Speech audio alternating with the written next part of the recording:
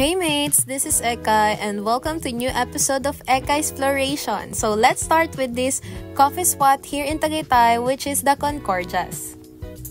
They're located at Barangay San Jose, Tagaytay City, which is just near Olivares College, Tagaytay. And so while waiting, they are giving away ng mga juices na free dahil medyo mahaba nga yung pila kahit gabi na. And yes guys, we finally got in. So meron na kaming naka-reserve na table at pipila na lang kami for food and drinks. So makikita nyo nga dito yung bawat angle talaga is aesthetic and cozy. Kahit saan, sobrang sarap sa mata.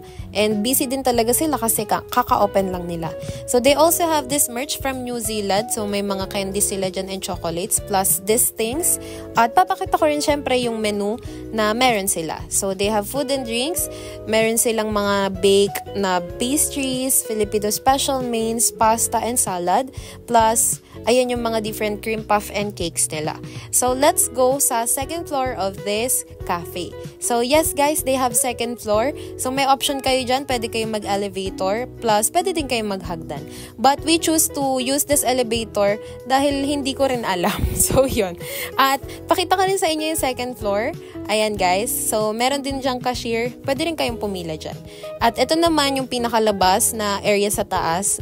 Pinili namin dyan kasi medyo malamig. They serve free glass of water and then maya-maya rin dumating na yung food namin. Must try talaga yung adobo flakes and yung pizza nila. So tinikman ko yan and the best talaga yung combination of cheese, bacon, and the basil. Kaya naman, approve na approve talaga yan.